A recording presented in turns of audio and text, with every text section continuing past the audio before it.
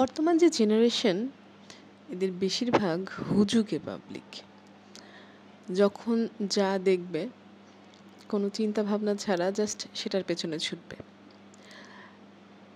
কিছুদিন হলো দেখা যাচ্ছে হলুদের গুঁড়ো পানিতে ঢেলে দিয়ে ভিডিও বানানোর ট্রেন্ড।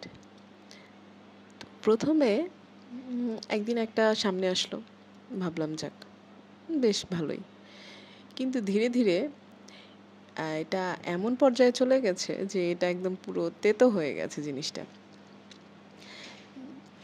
একটার পর একটা ভিডিও বানাচ্ছে তো বানাচ্ছেই, প্রত্যেকেরই বানাইতে হবে, মানে সিঙ্গেল একজনও বাদ দেওয়া যাবে না, যেন এটা না করলে কোনো মহাভারত মনে হয় মানে অশুদ্ধ হয়ে যাবে বা কোনো বড় ধরনের কোনো অন্যায় হয়ে যাবে না করলে।